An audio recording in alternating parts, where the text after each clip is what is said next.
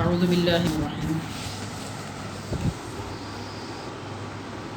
اذا وقعت الواقعہ لیس لوقعتها کاذبہ خافضۃ رافعہ اذا رجت الارض رجا وبست الجبال بسا فكانت هباء منبثا وكنتم ازواجا ثلاثا صدق اللہ العظیم.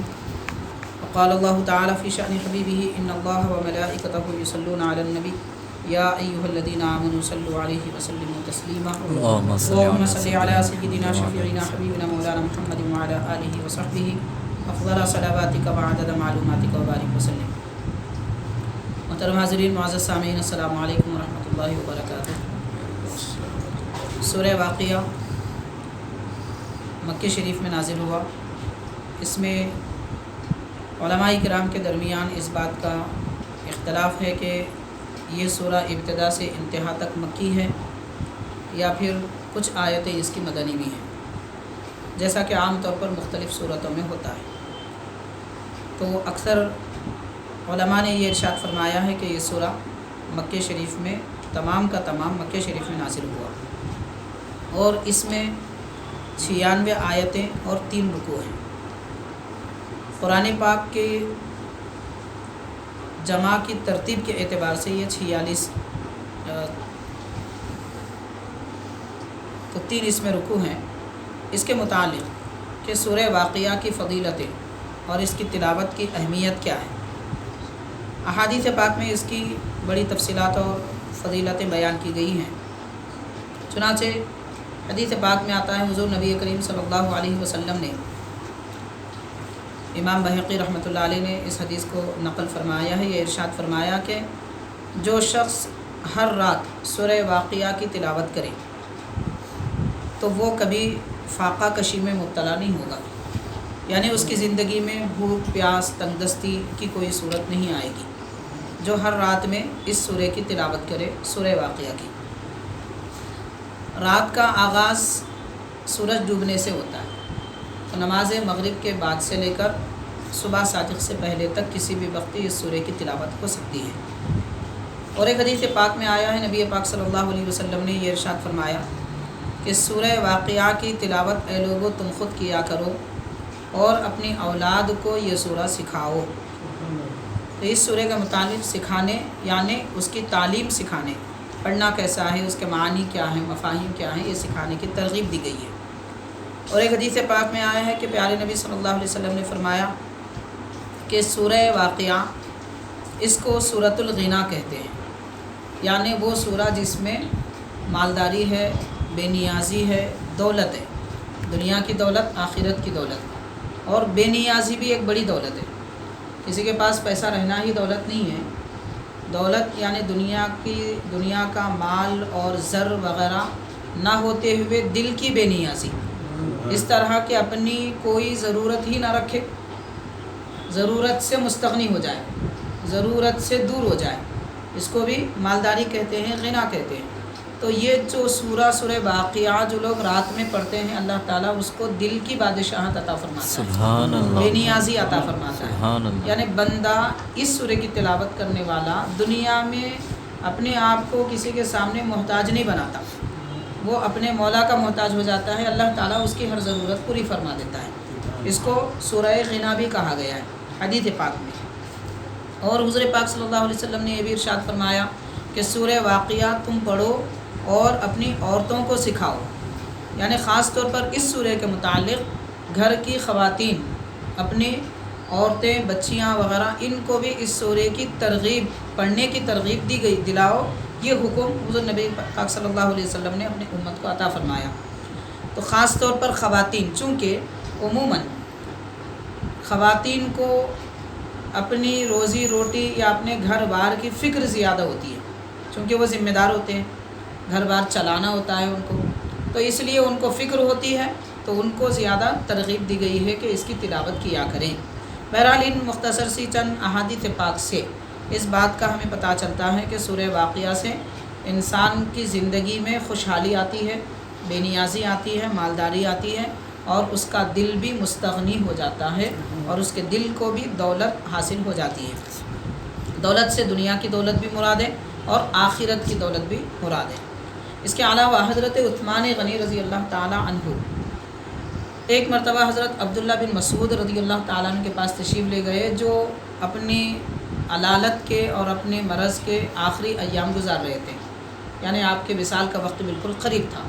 تو حضرت عثمان غنی رضی اللہ تعالیٰ عنہ حضرت عبداللہ بن مسعود رضی اللہ تعالیٰ عنہ سے فرمایا کہ ما تشتکی، آپ کو کس بات کی شکایت ہے؟ چونکہ آپ علیل تھے تو کیا مرض ہے یہ پوچھنا چاہتے تھے۔ تو انہوں نے یہ ارشاد فرمایا کہ مجھے کسی بات کی شکایت نہیں ہے، میں تو اپنے مولا کے دربار میں اپنی گزارشیں پیش کرتا ہوں۔ اور اس کے بعد حضرت عثمان غنی رضی اللہ تعالیٰ عنہ نے یہ فرمایا کہ آپ کیا میں آپ کے لیے کوئی طبیب کو بلا لوں، ڈاکٹر کو بلا لوں علاج کے لیے؟ تو حضرت عبداللہ بن مسعود رضی اللہ عنہ جواب میں فرماتے ہیں کہ طبیب نے مجھے مریض کیا ہے۔ حضرت عثمان غنی طبیب سے مراد ڈاکٹر لے رہے ہیں، اور حضرت عبداللہ بن مسعود رضی اللہ عنہ فرما رہے ہیں کہ طبیب حقیقت میں تو اللہ تعالیٰ ہے، شفا وہی دیتا ہے، تو جو شفا دینے والا ہے اسی نے مجھے مریض کیا ہے، تو پھر میں کسی اور طبیب کے پاس کیوں جاؤں؟ اس کے بعد حضرت عثمان غنی رضی اللہ عنہ کا یہ دور خلافت تھا، تو آپ نے فرمایا کہ بیت المال سے آپ کو جو نقد ہمیں دینا ہے، بیت المال سے جو جاری کرنا ہے، چونکہ حضرت عبداللہ بن مسعود رضی اللہ تعالیٰ عنہ کے ان کی محنت کا، انہوں نے جو بھی کوشش کی تھی اس کا صلہ بیت المال سے جاری کرنا تھا، تو وہ ابھی ان کے حوالے نہیں کیا گیا تھا، اجرائی ہوئی تھی مگر حوالے نہیں ہوا تھا، تو جو کچھ بھی حوالے کرنا ہے ہم کر دیں گے آپ کو، چونکہ آپ کا آخری وقت ہے۔ تو انہوں نے کہا کہ مجھے کسی شے کی ضرورت نہیں ہے، اب تو میں جانے والا ہوں، مجھے کس بات کی ضرورت ہے؟ تو عثمان غنی رضی اللہ عنہ نے فرمایا تمہارے گھر کی بچیوں کو تو کام میں آئیں گے؟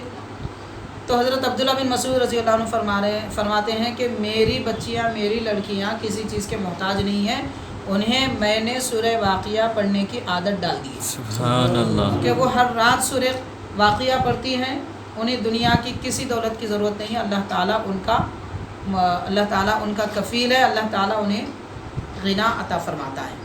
تو اس سے اس بات کا سبق ہمیں ملتا ہے کہ سورہ واقعہ پڑھنے سے خوشحالی آتی ہے، تو ہم خوشحالی اگر حاصل کرنا چاہتے ہیں تو صرف 3 رکوع کا یہ سورہ، جس میں صرف 96 آیتیں، اگر آہستہ آہستہ بھی پڑھیں گے، جس کی زبان جلدی نہیں چلتی، جس کو جلدی پڑھنا نہیں آتا، ایسے لوگ بھی پڑھیں گے تو 15 منٹ سے زیادہ وقت نہیں لگے گا، پڑھنے کے بعد پھر عادت بھی ہو جائے گی، یاد بھی ہو جائے گا، تو 5 سے 6 منٹ کے درمیان، بلکہ اس سے پہلے مکمل ہو جاتا ہے۔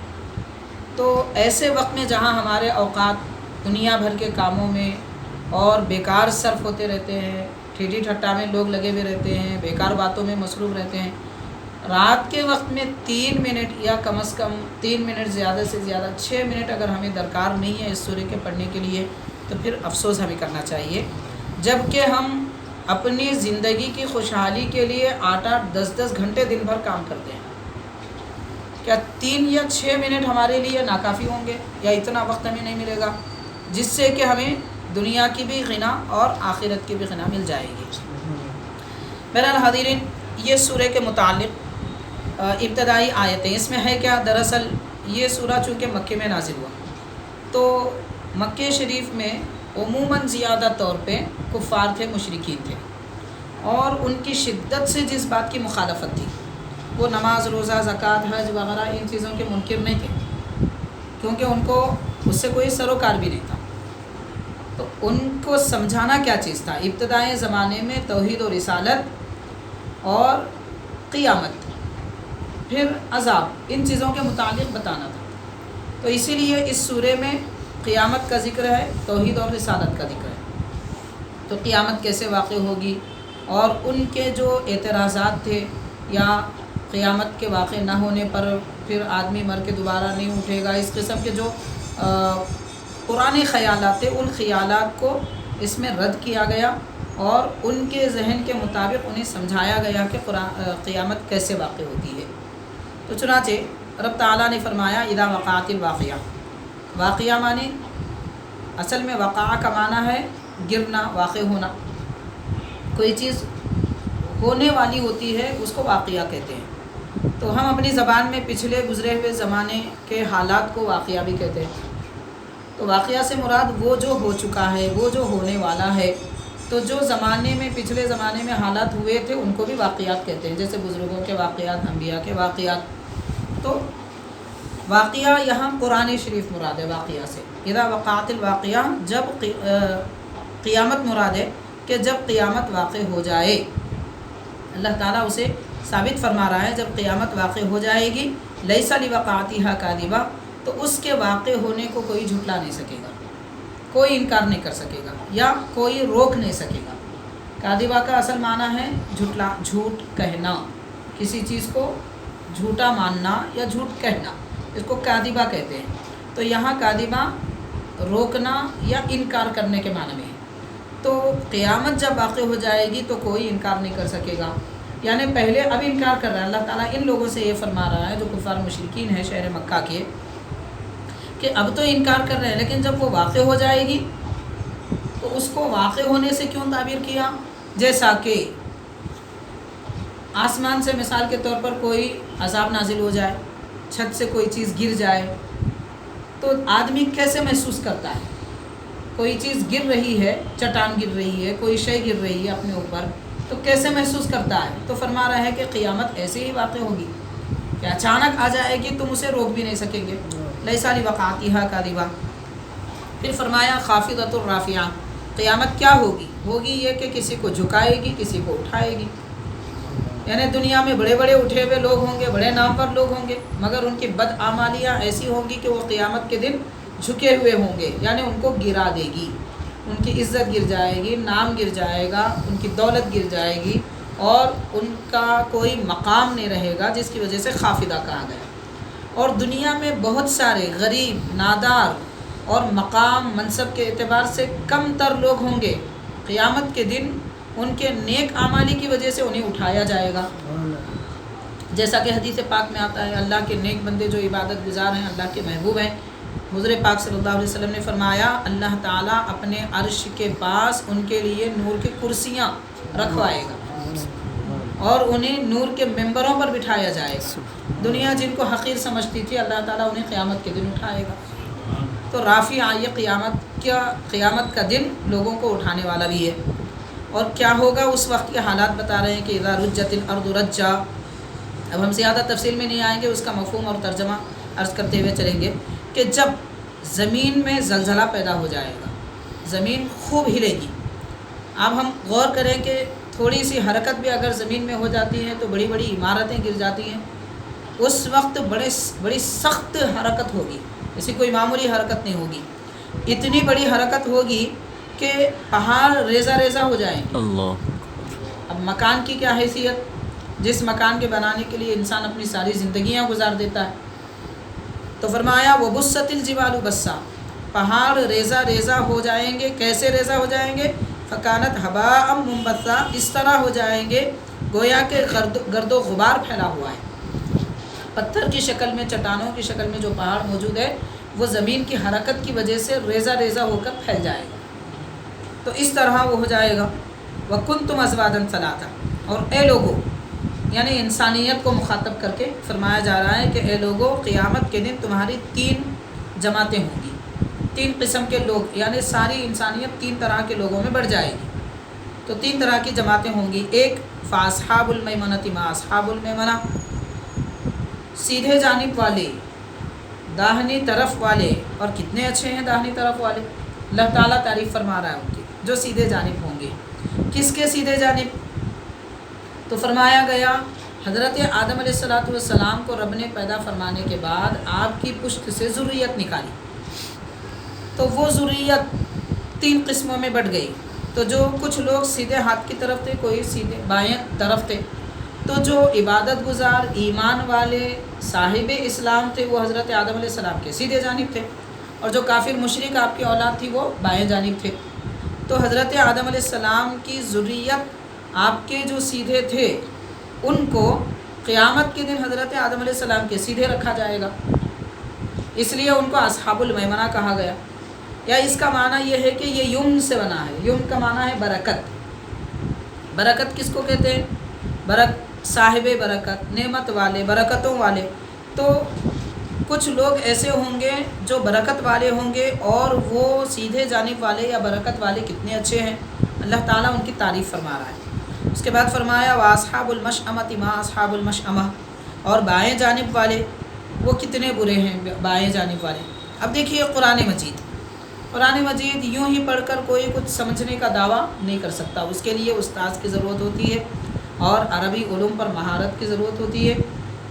ایسا نہیں ہے کہ کوئی سمجھ میں جو نصیحت کے احکام ہیں وہ نصیحت کی باتیں ہیں وہ سمجھ میں آ جائیں، لیکن مسائل ہیں، عقائد کی باتیں ہیں، یہ عموماً آسانی سے سمجھ میں نہیں آتی۔ مثال کے طور پر آپ دیکھ لیجئے ما اصحاب المیمنہ ما اصحاب المشأمہ، ما اصحاب المشأمہ اور ما اصحاب المیمنہ دونوں جگہ ما کا لفظ استعمال کیا گیا، لیکن پہلے اصحاب المیمنہ سیدھے جانب والوں کے لیے ما استعمال ہوا تو اس کا معنی کتنے اچھے، وہی لفظ ما ہے برے جانب والوں کے لیے استعمال ہوا بائیں جانب والوں کے لیے تو کتنے برے۔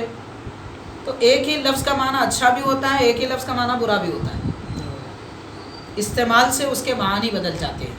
تو یہ قرآن عربی زبان خاص طور پر قرآن مجید کے اندر دراصل علوم کے سمندر پائے جاتے ہیں۔ تو یہ دو جماعتیں بیان فرمائی۔ تیسری جماعت فرمائی والسابقون السابقون اولئک المقربون، آگے بڑھنے والے، نیک کام کے لیے سبقت کرنے والے، وہی سبقت کرنے والے ہیں اور وہ اللہ کے مقرب ہیں۔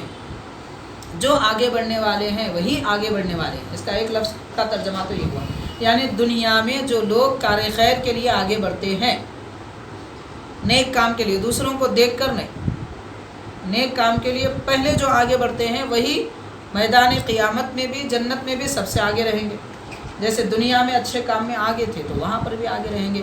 عملی اعتبار سے یہاں جو آگے ہیں، جس نے قرآن زیادہ پڑھا وہ وہاں آگے، جس نے نمازیں زیادہ پڑھی وہ وہاں آگے، جس نے نیک کام زیادہ کیا وہ وہاں آگے۔ سبقت یہاں کریں گے تو سبقت وہاں پر بھی ملے گی۔ والسابقون السابقون، نہ صرف یہ بلکہ اولئک المقربون، یہی لوگ ہیں جو اللہ کے قریب ہوں گے، اللہ تعالیٰ انہیں اپنا بنایا ہے، اور یہ لوگ ہوں گے فی جنات النعیم، نعمتوں کے باغات میں، یعنی جنت میں بھی بڑی نعمتیں جس جگہ ہوں گی وہاں انہیں رکھا جائے گا۔ علماء کرام مفسرین یہ بھی فرماتے ہیں سابقون السابقون، السابقون سے مراد صحابہ کرام مراد ہے، سبحان اللہ، کیونکہ صحابہ کرام ہی کی جماعت ہے جو سب سے پہلے ایمان لانے والے، تو انہیں دیکھ کر تابعین ایمان لائے، انہیں دیکھ کر اتباع تابعین ایمان لائے، تو سب سے آگے صحابہ کرام رہیں گے کیونکہ جو پہلے ایمان لائے، اور پھر اس میں جو پہلے ایمان لانے والے ہیں اور ایمان لا کر زیادہ مقام جنہوں نے نیکیاں زیادہ کی وہ زیادہ آگے رہیں گے، جیسے حضرت سیدنا ابوبکر صدیق رضی اللہ، حضرت سیدتنا خدیجہ رضی اللہ عنہ، حضرت سیدنا علی رضی اللہ تعالیٰ عنہ، یہ حضرات پہلے ایمان لانے والے ہیں، تو یہ سابقین میں سے ہیں۔ ان کے بعد جو ایمان لائے، ان کے بعد جو ایمان لائے۔ اب ایمان کے ساتھ یہاں اور ایک بات بھی سمجھ لیجئے کہ السابقون السابقون عمل کی بنیاد پر تو یہ درجات ملیں گے، لیکن اللہ کی عطا پر جو ان کو مقام پہلے سے دیا گیا ہے اس میں وہ پہلے ہی سے بڑھے، جیسے خلفائے راشدین کی فضیلت، حضرت صدیق اکبر، پھر فاروق اعظم، پھر عثمان غنی، پھر حضرت علی رضی اللہ تعالیٰ علیہم اجمعین۔ تو یہ حضرات اللہ کی دی ہوئی فضیلت کے اعتبار سے، چونکہ سرکار دو عالم صلی اللہ علیہ وسلم نے بیان فرمائی ان کی فضیلت، ان کا مقام، اس اعتبار سے ہوں گے۔ پھر فرمایا فی جنات النعیم، جنت کی بڑی بڑی نعمتوں میں رہیں گے، ثلۃ من الاولین وقلیل من الآخرین، اور اس کے بعد ان کی تعریف کرتے ہوئے لوگوں کے حالات کیسے ہوں گے اور ایمان کا جذبہ کیسا ہوگا، یہ بھی اللہ تعالیٰ بیان فرماتا ہے کہ پہلے والے لوگوں میں بہت سارے لوگ ہوں گے، یعنی نعمتوں کی جنت میں اور اللہ کی قربت میں وہ لوگ ہوں گے جو پہلے رہنے والے، پہلے کے زمانے کے لوگ اس میں زیادہ ہوں گے۔ ساری انسانیت کو اگر تقسیم کر دیا جائے کہ یہ اچھے ہیں یہ برے ہیں، یہ سبقت کرنے والے ہیں یہ پیچھے رہنے والے ہیں، تو جو لوگ سبقت کرنے والے ہیں وہ پہلے زمانے میں زیادہ تھے، اسی وقت زیادہ رہیں گے، بعد میں سبقت کرنے والے بالکل تھوڑے ہوں گے۔ تو آنے والے زمانے میں جو حالات بدل جائیں گے، عمل کا جذبہ کم ہو جائے گا، اس کو بھی اس میں بیان کیا گیا ہے۔ تو اسی لیے فرمایا یہ جاتا ہے کہ ابتدائی زمانے میں مسلمانوں کی بڑی تعداد جنت میں جائے گی۔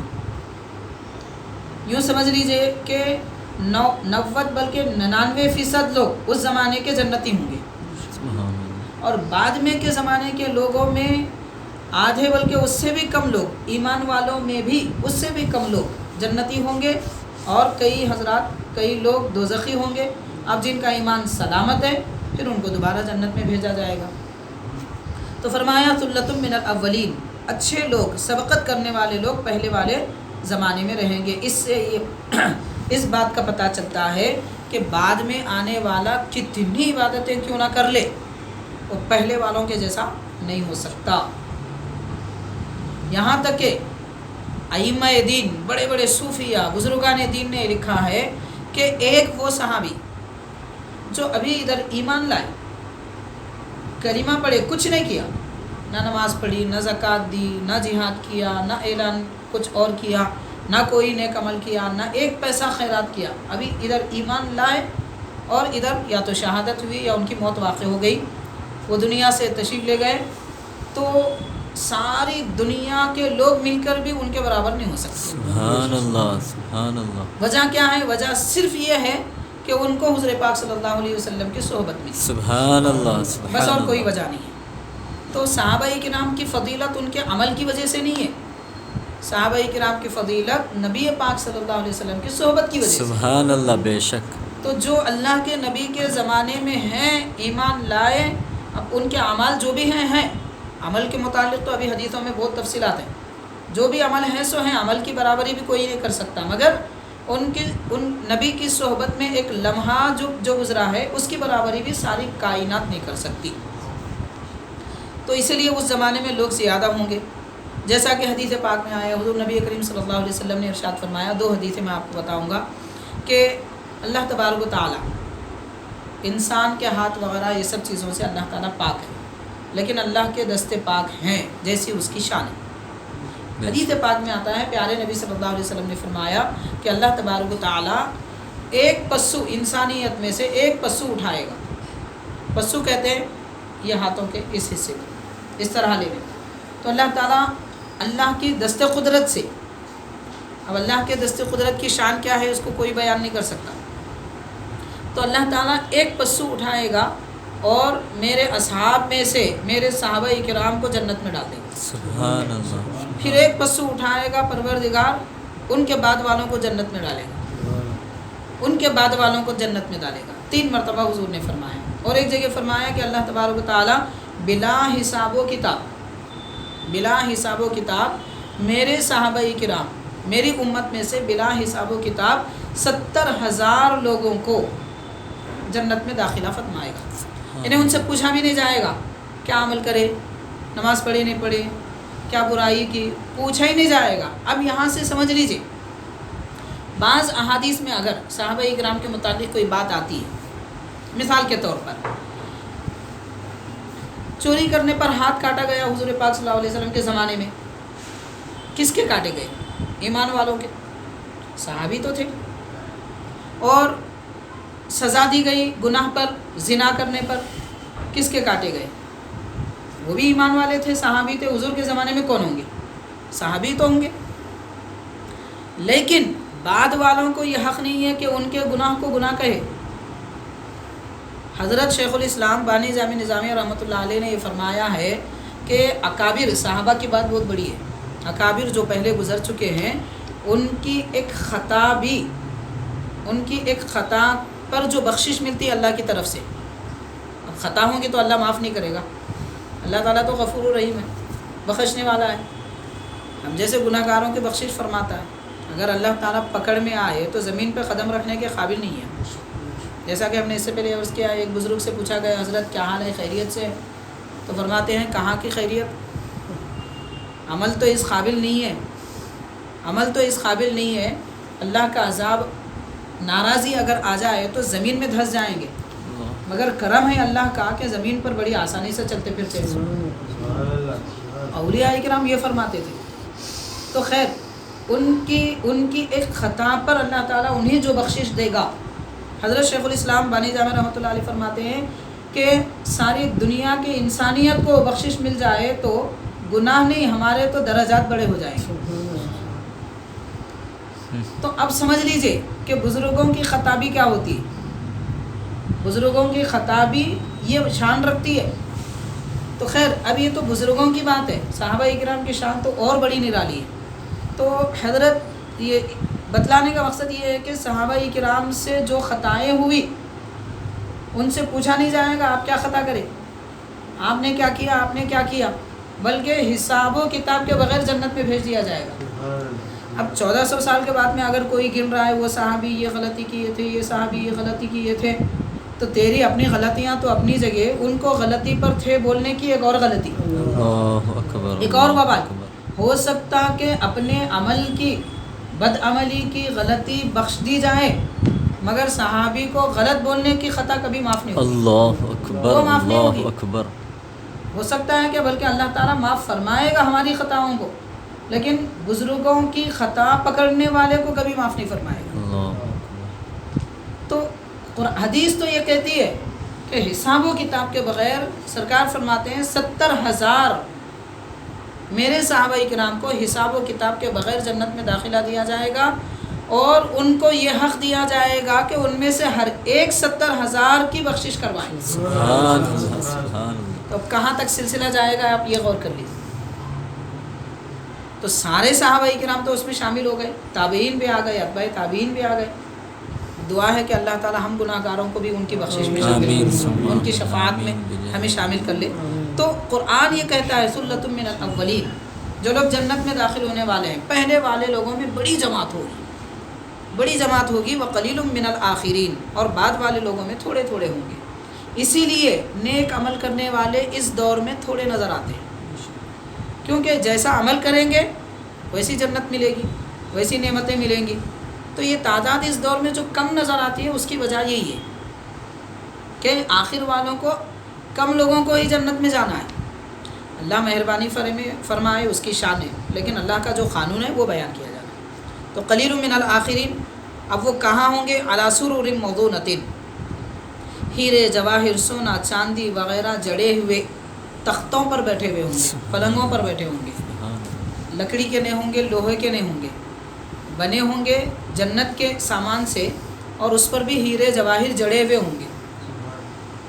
آج ہم ہمارے بال بچوں کی شادی کے لیے اچھے سے اچھا، بہتر سے بہتر اگر سیٹ بھی لیں گے، تخت بھی لیں گے، کیا کیا کریں گے، کتنے کا لیں گے، 1.5 لاکھ 2 لاکھ اور کتنے کا لیں گے، مگر ہیرے تو نہیں لگائیں گے، سونا چاندی تو نہیں لگائیں گے، مگر ایک ادنا جنتی کو بھی وہاں پر ایسا تخت دیا جائے گا جس میں ہیرے جواہر، وہ بھی دنیا کے نہیں، لال و یاقوت جنت کے ہوں گے، سبحان اللہ۔ تو وہ جڑے ہوئے ہوں گے، متقین علیہا متقابلین، اور وہ وہاں پر آمنے سامنے ٹیک لگا کر بیٹھے ہوں گے۔